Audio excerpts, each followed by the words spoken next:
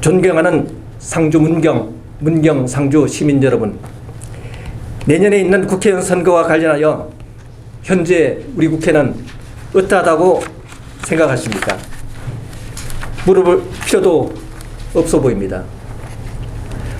저는 우리 국회가 국민들로부터 철저히 외면받고 극도로 비난의 대상이 되고 있다는 점에 정말 안타까움을 금할 수가 없습니다. 이런 상황을 타개하기 위하여 현재와 같은 국회를 바꿔야 합니다. 국회는 의회 주의에 입각하여 운영되어야 하고 잘못된 관행은 없어야 합니다. 이를 위해 저는 다음과 같은 5가지를 간추려 내겠습니다. 첫째, 국회의원의 불체포 특권과 면책 특권을 없애겠습니다. 이 특권이 헌법에서 보장하고 있다고 하지만 이 특권을 남용하고 왜곡하는 경우에는 보장해 줄 필요가 없습니다. 국회의원도 죄가 있으면 법의 심판을 받아야 되고 잘못한 것이 있으면 그에 따른 책임을 져야 합니다. 둘째, 거리에 항상 걸려있는 정당 현수막을 게시하지 못하도록 하겠습니다. 당시 이 법 개정은 전형적인 입법반 남용입니다. 5개 광고물법을 심사할 당시 거의 모든 의견이 현수막 게시하는 것을 반대했습니다. 원래 최초의 법대로 하여 거리를 깨끗하고 안전하게 하겠습니다. 셋째, 정치인의 출판 기념회를 금지해야 합니다. 출판 기념회 문제는 그동안 국회에서 정치개혁 차원에서 계속 논의되어 왔습니다. 현대는 IT 시대, 초고속 인터넷 시대입니다. 긍정적인 면보다는 어두운 부분이 많아 보입니다. 넷째, 대화와 타협을 통한 품격 있는 국회가 되도록 하겠습니다. 다수당을 차지하고 있는 현재 여야당은 우회주의를 짓밟는 폭거를 자행하고 있습니다. 정치는 원래 상호 간의 입장을 존중하고 타협해서 합리적인 선을 지향하는 과정입니다. 다섯째, 의원 윤리 의식을 높이고 자질을 향상시키는 제도적 장치를 더욱 고민해 보겠습니다. 이 문제가 왜 중요한지는 여러분들께서 더 잘 아실 겁니다. 중요한 것은 선거에서 유권자들께서 문제되는 의원들을 걸러주시는 겁니다. 이 5항목은 앞으로 제22대 국회가 진행해 나가야 할 목표라고 해도 과언이 아닙니다. 저는 이 5가지 항목을 이번 선거에서 저희 선거 공약으로 내세우겠습니다. 저는 국회에서 근무한 경력이 30년 가까이 됩니다. 이번 출마도 이제까지 고뇌의 결과입니다. 이제 직접 국회를 개선하는 역할을 담당해 보겠습니다. 다시 한번 말씀드린 5항목은 국회를 확 바꾼다고 하는 제가 선거 공약입니다. 꼭 지키겠습니다. 국회에 오래 근무하셔가지고 예. 그 국회 관련된 문제의식도 높은 것으로 보이는데 예.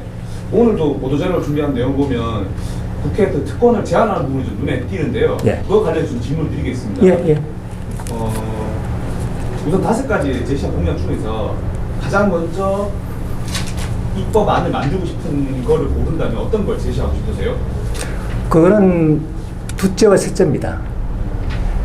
정당 현수막을 지금 게시하고 있는데요. 이거는 그 설명드렸다시피 그 작년 초에 그 이제 더불어민주당 의원 한 분이 발의를 했습니다.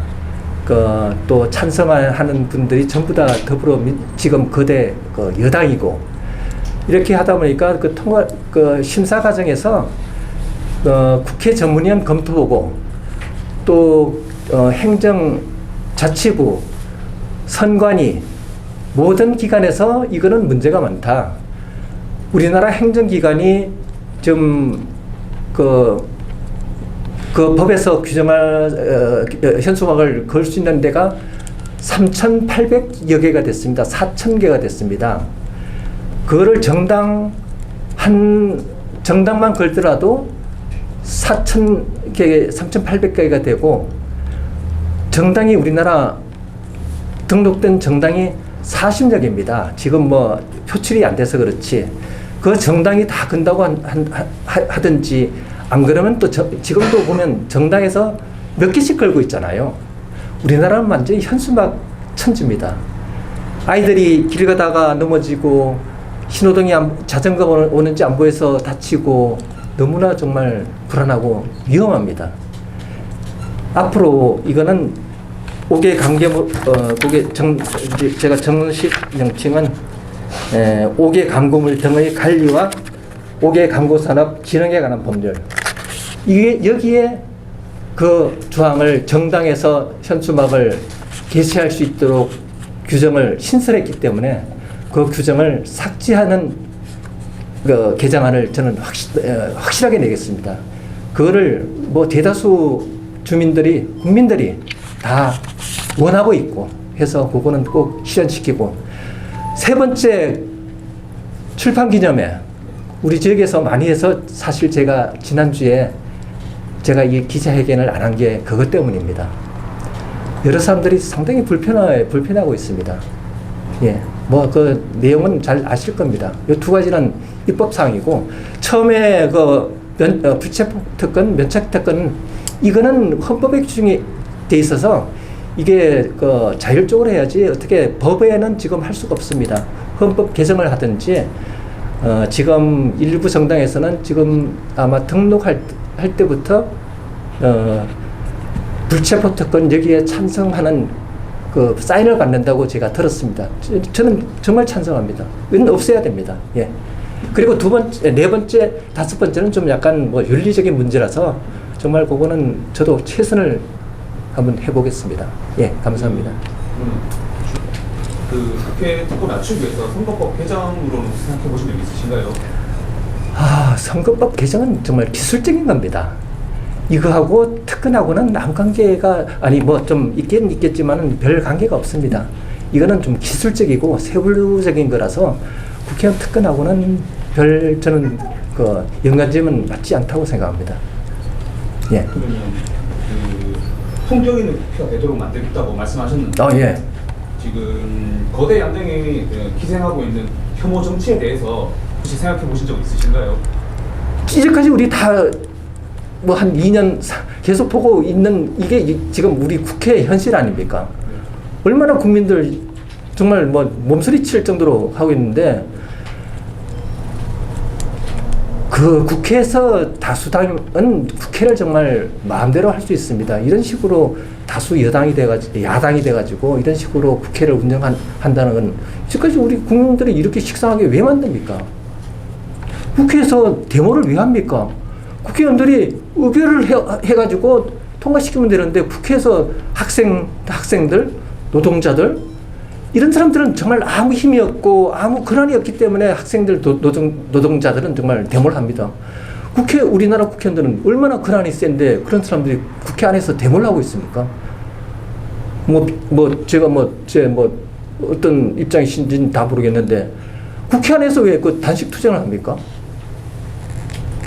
세계 선진 국회 어디에서 누가 그 국회 안에서 단식 투쟁하고 이런 선진 국회에서 그런 나라가 어디 있습니까? 우리나라가 지금 10대 어쨌든 8대 9대 세계 중심권에 들어 있다고 하지만은, 이런 국회는 정말 우리 60년대만도 못한 국회입니다.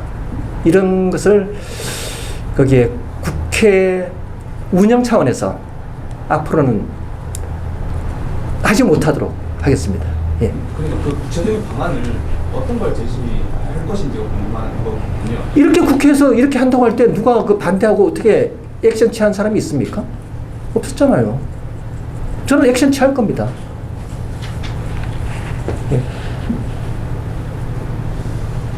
그리고 마지막으로 예. 그 국회에서 많은 어떤 안들을 검토하셨으니까, 예. 혹시 현재 추진되는 정부 사업 중에서 가장 시급하게 수정돼야 할 혹시 예산을 생각해 보신 적 있으신가요?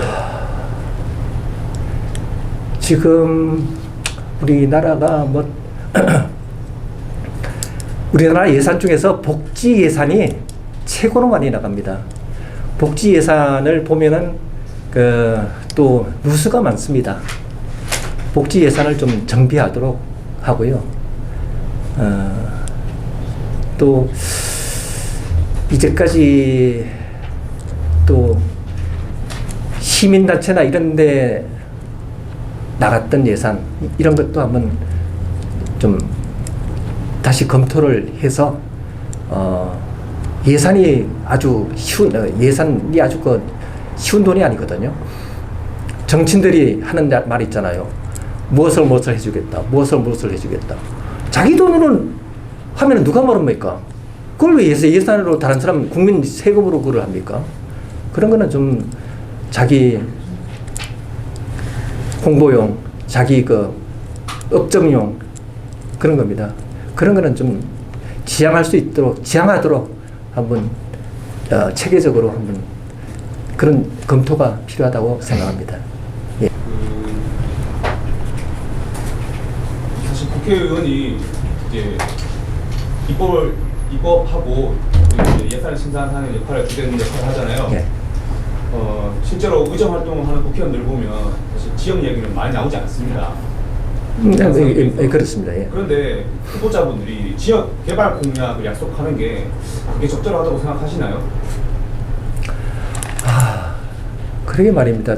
저는 국회의원은 이제 나라와 국가의 큰 틀에서 정말 큰 구도를 그려셔야 되는데 보면은 우리 지역에 어떻게 뭘 하겠다, 지역에 뭘 하겠다 그런 사업이 정말 지역에서는 상당히 중요하고 현실적인 문제입니다.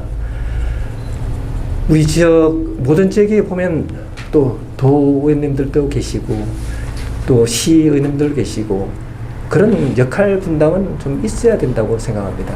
예. 제가 이 말씀으로 가름하겠습니다. 예.